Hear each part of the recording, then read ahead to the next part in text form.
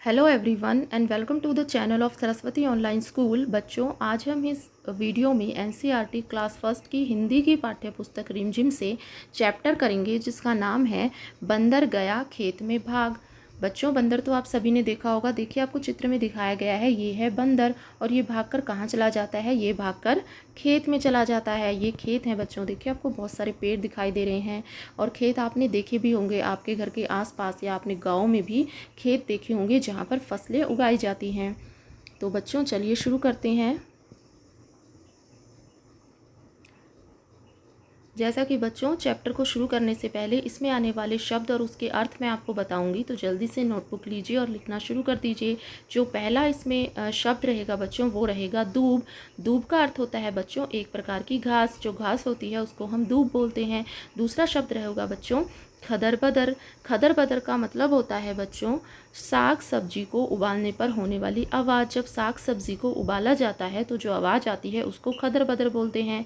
तीसरा शब्द है बच्चों उखाड़ कर। उखाड़ कर का अर्थ होता है किसी जमी हुई वस्तु को अलग करना। जब हम ज़मीन से कोई चीज़ उखाड़ कर बाहर निकालते हैं उसको बोलते हैं उखाड़ना।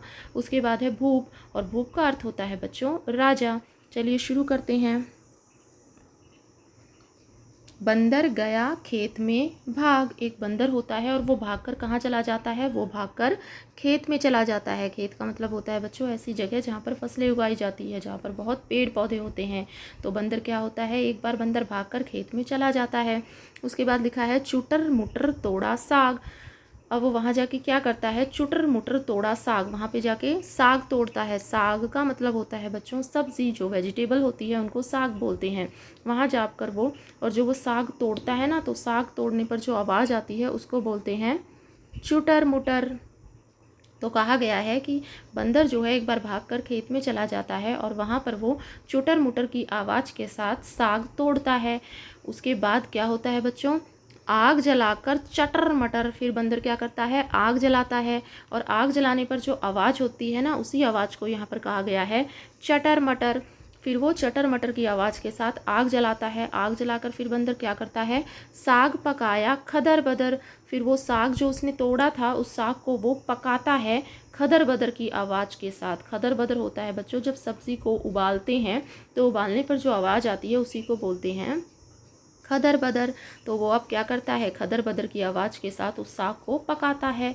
उसके बाद बच्चों सापड़ सुपड़ खाया खूब। सापड़ सुपड़ बोलते हैं बच्चों जब हमें किसी चीज़ को खाने में बहुत मज़ा आता है और हम टेस्ट ले लेके खाते हैं, तब आवाज़ आती है सुपड़ सुपड़ की आवाज़ आती है। तो कहा गया है कि बंदर भी जो है बहुत टेस्ट लेके, यानी कि सापड़ सुपड़ की आवाज़ के साथ उस साग को खाता है। पोछा मुंह उखाड़ कर दूब। और खूब खाने के बाद फिर वो क्या करता है? अपने मुंह को पोंछता है दूब उखाड़ कर। दूब बोलते हैं बच्चों जो उस खेत में घास लगी होती है ना, उस घास को उखाड़ कर वो अपना मुंह पोंछता है। चलिए आगे देखते हैं। चलनी बिछा ओढ़ कर सूप, डटकर सोए बंदर भूप। चलनी बिछा। अब चलनी क्या होती है बच्चों? चलनी होती है जिसमें हम आटा छानते हैं, उसको बोलते हैं चलनी। और सूप क्या होता है? जो हम पीते हैं उसको बोलते हैं सूप। लेकिन यहाँ पर इसका क्या मतलब है? चलनी बिछा, उन्होंने अब उस चलनी को बिछाया और सूप को ओढ़ा। सूप ओढ़कर और चलनी बिछाकर डटकर सोए बंदर भूप। भूप का मतलब होता है बच्चों राजा। तो हमारे बंदर राजा जो है खूब डटकर सोए। देखिए, आपको यहाँ पे चित्र में दिखाया भी गया है। ये है बंदर, ये खेत में चला जाता है। खेत में जाने के बाद देखिए ये साग को तोड़ता है, फिर उसको पकाता है, और पकाने के बाद देखिए फिर उसको खाता है। और जब वो खा लेता है तो खाने के बाद फिर वो डटकर यहाँ पे कैसे सो जाता है। तो बच्चों, ये था आपका चैप्टर। चलिए आगे एक्सरसाइज देखते हैं।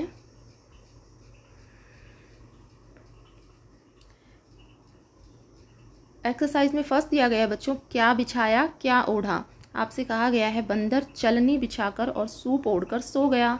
लिखो ये कैसे सोएंगे आपको बताना है। जो आपको दिए गए हैं वो कैसे सोएंगे। कुछ जानवर आपको दिए गए हैं, जैसे यहाँ पे दिया गया है हाथी। तो हाथी क्या बिछाएगा और क्या ओढ़ेगा? तो आपको लिखना है हाथी क्या बिछाएगा।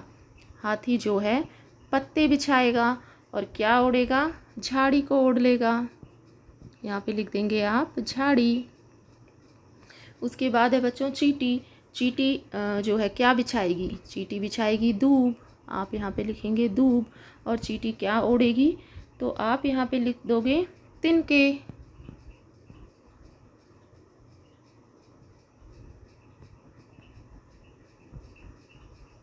उसके बाद है बच्चों गिलहरी। गिलहरी जो है क्या बिछाएगी, घास। आप यहाँ पे लिख देंगे घास।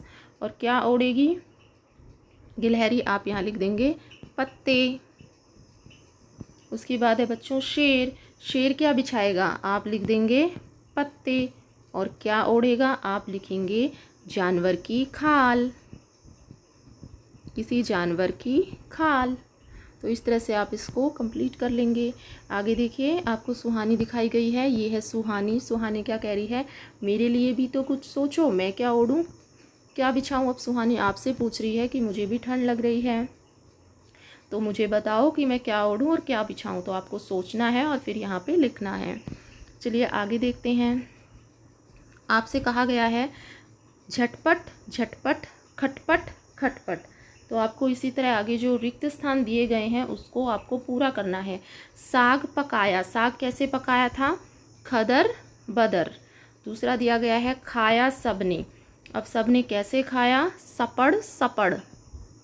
आप यहाँ पे लिखेंगे सपड़ सपड़।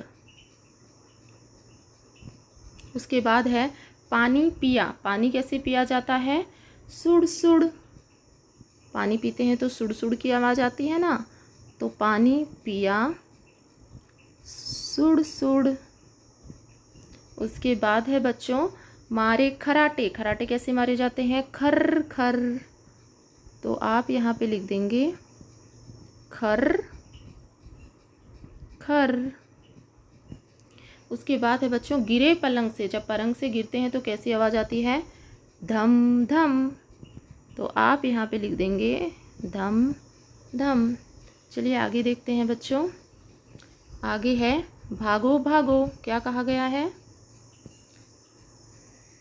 आपसे कहा गया है बंदर खेत से साग तोड़कर भागा। कौन कौन से काम करने के बाद तुम्हें भागना पड़ेगा, ऐसे कौन से काम हैं जिनको करने के बाद आपको भागना पड़ेगा, आप वो यहाँ पर लिख सकते हैं।